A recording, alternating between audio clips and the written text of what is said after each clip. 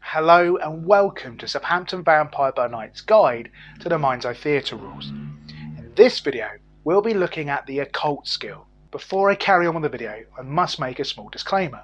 If any of the rules I discuss in this video contradict with the rules found within the Mind's Eye Theatre rulebook or an official FAQ, please adhere to these rules and not the ones discussed in this video. This video has been created from my point of view and interpretation of the rules, and is not a sanctioned or official source of information. The Occult Skill is a representation of your character's studies into topics such as mystic philosophy, superstition, and folklore.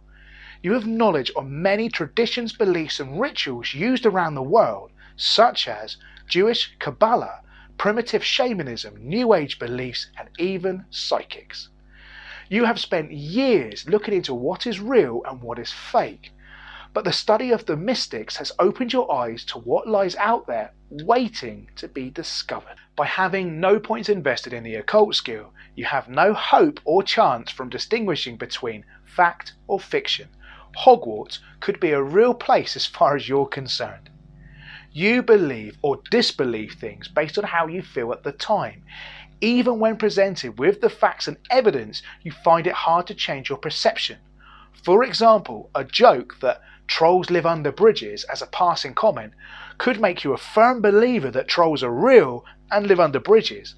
Yet when presented with a gargoyle who wishes to shake your hand, you put its existence down to animatronics and costume. By investing points in the Occult Skill, you finally open your eyes to all the strange and beautiful truths that are around us. You become a seeker of forbidden and hidden knowledge. With each tomb and scroll you uncover, your knowledge of the world increases. You can decipher, but it does not imply command of hard facts, but a basic knowledge of rumour, myth, legend, and hearsay. To become a true master of the subject takes years and years of intensive study.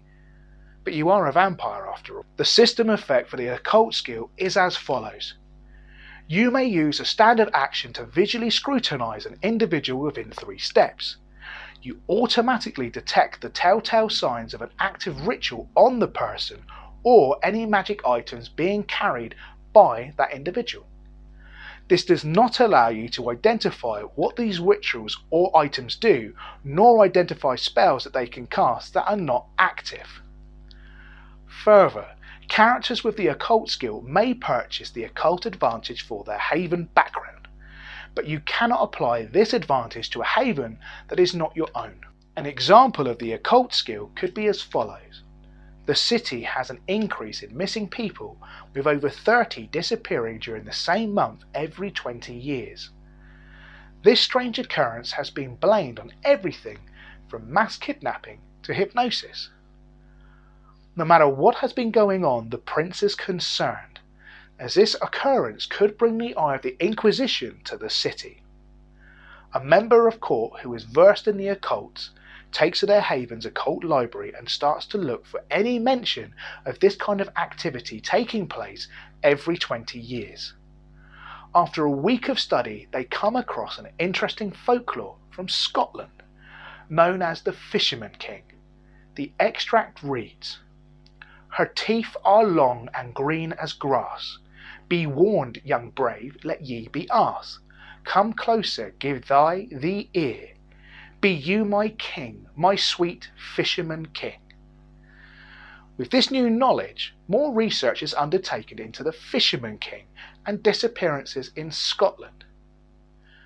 The following court, the occultist presents her findings to the prince. It would seem that the creature of unknown origins has taken up residence in one of the local rivers and is feeding off the local population. There is a folklore known as Jenny Greenteeth that might hold some relevance, but if left alone she will leave and not return for another 20 years.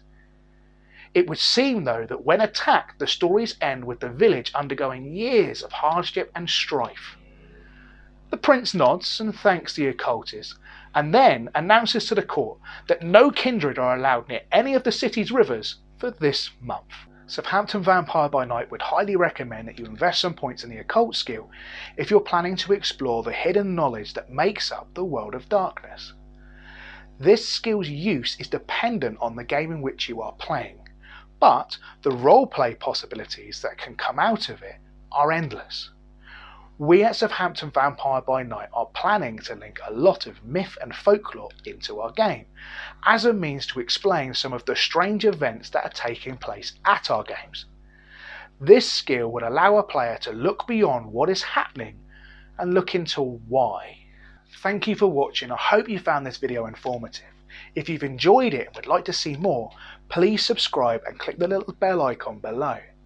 If you have any ideas for vampire LARP related videos, then please don't hesitate to put them in the comments. Thank you, and I'll see you all again soon.